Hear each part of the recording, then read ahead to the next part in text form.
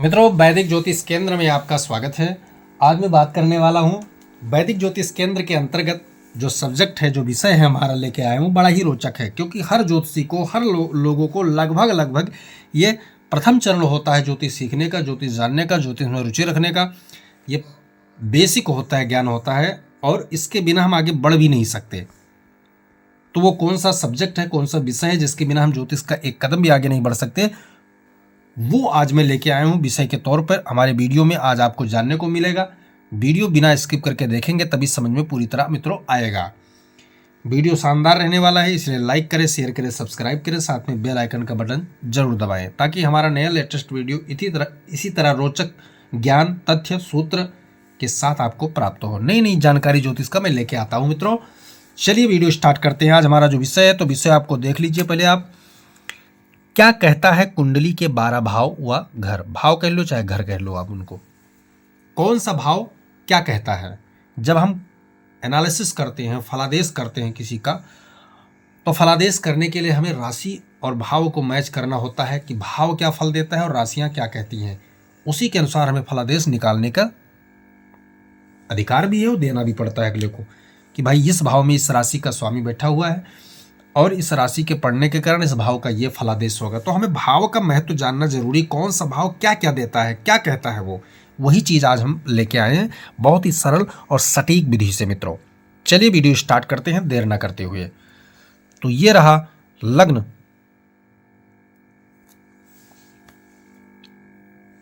ये लग्न मैंने पूरी तैयार कर ली है। कौन सा भाव क्या कहता है, हम इसको बारी बारी से समझते जाएंगे मित्रों। तो जैसे लग्न कुंडली में पहला भाव जो होता है वो यही होता है लग्न कुंडली, जिसको कहते हैं लग्न भाव। पहले भाव में जब हम विचार करेंगे तो किन किन चीज़ों का, किन किन सेक्टर का विचार करेंगे मित्रों, यहां से देखेंगे हम। पहले भाव में हम संपूर्ण शरीर का विचार करते हैं। ठीक है, संपूर्ण शरीर का विचार करते हैं। जाति वर्ण का विचार करना हो तो पहले भाव से ही हम विचार करते हैं।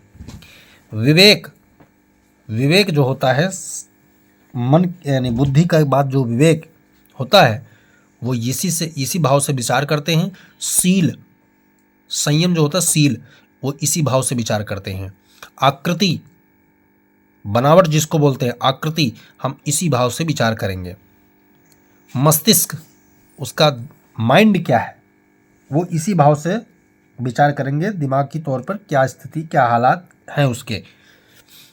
सुख की बात जब करते हैं तो हम प्रथम भाव से विचार करते हैं, और दुख की बात करते हैं तो भी हम प्रथम भाव से विचार करते हैं मित्रों। आयु का निर्धारण हम प्रथम भाव से कर लेते हैं। आयु का भी हम डिसीजन जो है प्रथम भाव से लेते हैं। विकास की स्थिति, स्वभाव, गुण, प्रभाव, रोग, नीति और आचरण, इतने शब्दों का जो हमने यहाँ पर लिखा हुआ, इतने विषयों का, इतने क्षेत्रों का विचार जो है हम लग्न भाव से मित्रों करते हैं। तो पहले भाव से हमने क्या विचार किया, इतनी चीजों का विचार किया। अब हम चलते हैं दूसरे भाव में। यह है दूसरा भाव कह लीजिए या घर कह लीजिए। इस भाव से हम क्या विचार करते हैं, इसमें हम धन के संग्रह के भाव, यानी हमारा जो बैंक है वो दूसरा घर होता है मित्रों, धन का विचार करते हैं। परिवार का विचार करते हैं। ठीक है, पारिवारिक स्थिति हमारा जीवन में क्या होगा उसका विचार करते हैं। रत्नों का विचार जब हमें करना है, जेवर, रत्न, धातु का, कि हमारे पास कितनी संपत्ति होगी, इससे संबंधित बहुत सारी चीजें, तो हम दूसरे घर पे ही नजर डालेंगे। वाणी, जो वाक शक्ति है ना, वाक्पटुता आदि की जांच करने, वैचारिक चीजों का जांच करेंगे, तब हमें दूसरे घर में मित्रों जाना पड़ेगा। दूसरे घर में ही ये चीजें प्राप्त होंगी। बंधन की बात आती है, किसी प्रकार का बंधन हो तब हमें दूसरे घर पे ही विचार करना चाहिए। और बाजू यानी हाथ का विचार करना है तो हमें दूसरे घर से ही विचार करना पड़ेगा। तो इतने सारी चीज़ों का विचार हम दूसरे घर से मित्रों करते हैं। अब हम आते हैं तीसरे घर में। तीसरे घर से क्या क्या विचार कर सकते हैं, जब हम सहोदर रिश्तेदारों की बात करते हैं तब जो है हमें तीसरा घर देखना पड़ेगा। बल की बात करते हैं, ताकत की बात करें तब हमें यहाँ से देखना पड़ेगा।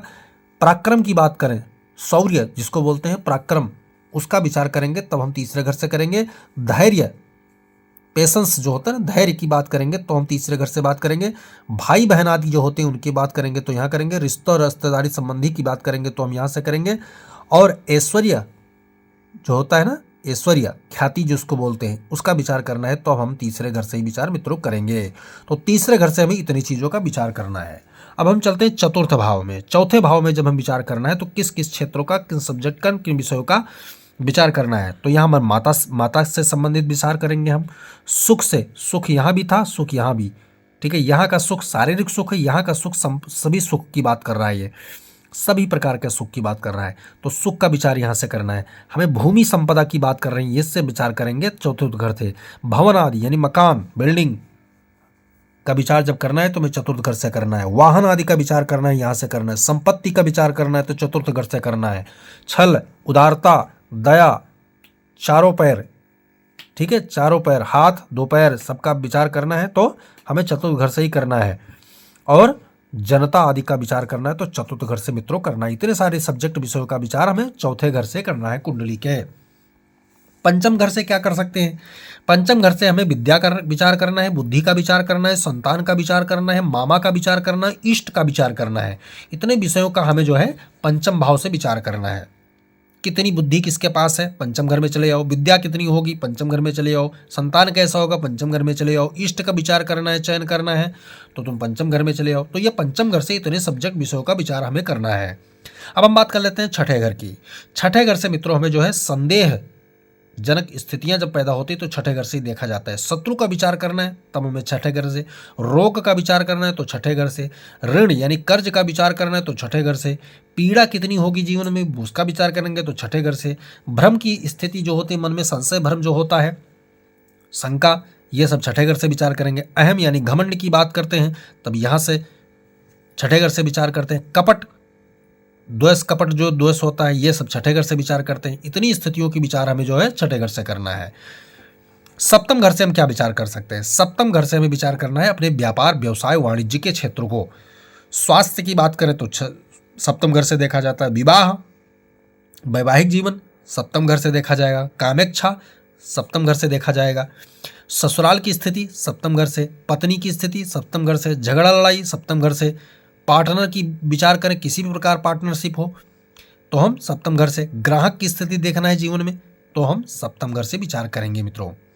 अब अष्टम घर की बात करते हैं कि अष्टम घर से हम क्या देख सकते हैं। विचार करते समय अष्टम भाव से हमें क्या क्या चीज निकालना है, क्या अष्टम भाव देता है। तो आयु की जब गणना तुम्हें करना है, आयु की बात करनी है तो अष्टम घर में आपको आना पड़ेगा। व्याधि, परेशानियों की बात करें तो अष्टम घर में आना पड़ेगा। कौन सी परेशानी? बड़ी परेशानियों की बात कर रहा हूं मैं। मृत्यु देखना है तो अष्टम भाव। अचानक अच्छा या बुरा कोई भी घटना हो, अचानक की स्थिति को देखना है तो तुम्हें अष्टम भाव देखना है। संकट की स्थिति देखना है तो तुम्हें अष्टम भाव को आना है। ऋण, चिंता, ये दोनों सब्जेक्ट का विचार भी यहाँ से करते हैं। ऋण का यहाँ से भी करते हैं लेकिन ऋण से यहाँ का विचार भी करते हैं अष्टम भाव से। चिंता कितनी होगी जीवन में, ये अष्टम भाव से। पुरातत्विक विभाग जितना है वो सब, ये पूर्व जन्म का विचार भी हमें अष्टम भाव से करना होता है। तो ये रहा अष्टम भाव से हम विचारणीय सब्जेक्ट, विषय, क्षेत्र।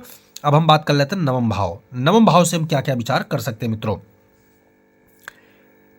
नवम जो है प्रवास यानी यात्रा, प्रवास जो है विचार करना है हमें नवम भाव से। धर्म का जब बात आता है तो हमें नवम घर में देखना पड़ेगा। तीर्थ स्थान की बात करें तो यहाँ धार्मिक तीर्थ स्थान क्षेत्र वगैरह जो है ना वो भाग्य का स्पेशल क्षेत्र माना जाता है, घर माना जाता है, तो भाग्य का विचार यहाँ से करना है। विद्या का यहाँ से भी कर सकते हैं, पंचम भाव से भी हमने विद्या का किया था। सुकर्म, व्यक्ति सत्कर्म करने वाला होगा तो यहाँ से विचार करेंगे। दान की प्रवृत्ति वाली देखनी तो यहीं से करेंगे। आध्यात्मिक जीवन का विचार करेंगे तो यहीं से करेंगे मित्रों। तो नवम भाव भी बहुत महत्वपूर्ण माना जाता है। इतने विषयों का विचार यहाँ से हम करेंगे। अब हम बात करते हैं दसम घर की। दसम घर से क्या क्या विचार कर सकते हैं? तो राज्य का विचार हमें कहाँ से करना है? दसम घर से। पिता का संबंध विचार दसम घर से। नौकरी, व्यवसाय दसम घर से। मान, प्रतिष्ठा, अधिकार दसम घर से। सरकार, पद, गरिमा दसम घर से मित्रों विचार करना है। कोई अधिकारी आप जीवन बनोगे तो यहीं से, क्योंकि अधिकार का क्षेत्र यही है। पद, प्रतिष्ठा, मान, गरिमा, उच्च पदाधीन आप होंगे नौकरी में, वो सब दसम घर से ही विचार करेंगे मित्रों। तो दसम घर से इन सब्जेक्टों का विचार हमें करना है। अब हम बात कर लेते हैं 11वें घर का। 11वें भाव से, एकादश भाव से हम क्या विचार कर सकते हैं? तो हमें जीवन में लाभ देखना है तो 11वें घर में आना होगा, ठीक है। आय देखना है तो 11वें घर में आना है, आय। संपत्ति देखना है तो यहां से भी विचार कर सकते हैं, और संपत्ति का विचार जो हमें चतुर्थ भाव से भी कर लेना है। यहां जो संपत्ति है वो प्राप्त हुई इनकम वाली संपत्ति होगी और ये संपत्ति होगी विरासत वाली संपत्ति। पहले से संपत्ति तुम्हारे पास कितनी है, दोनों में कितना अंतर आ गया। ये तुम्हारे द्वारा संपत्ति होगा, ये पहले से संपत्ति तुम्हारे पास कितनी है। बड़ी इच्छाओं की जब मैं बात करता हूं तो एकादश भाव से, छोटी इच्छाओं की बात करें तो तीसरे घर से, प्रेम की बात करें तो एकादश से, तीसरे से, पंचम से भी प्रेम देखा जाता है। लेकिन जो वास्तविक प्रेम है वो यही एकादश भाव से देखते हैं और सप्तम भाव से ही देखा जाता है मित्रों। काम की भावना देखना तो यहाँ सप्तम भाव और एकादश दोनों का समन्वय होते हैं, दोनों को बराबर होते हैं, यहाँ से भी देखा जाता है।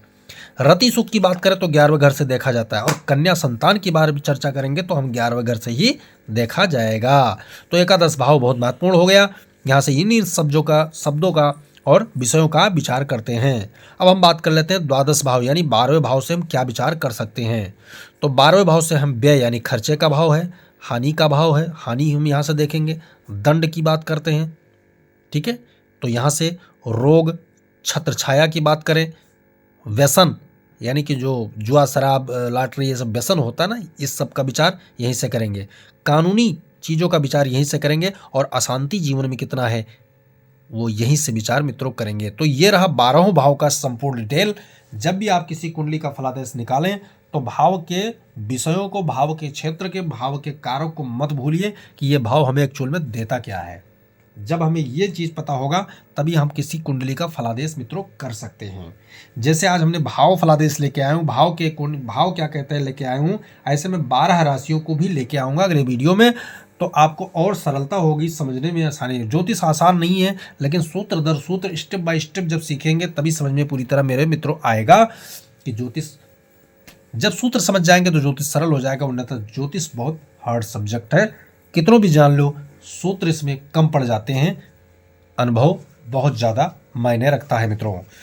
तो वीडियो पसंद आए तो लाइक करें, शेयर करें, सब्सक्राइब करें, साथ में बेल आइकन का बटन मित्रों जरूर दबाएं। जय सिया राम।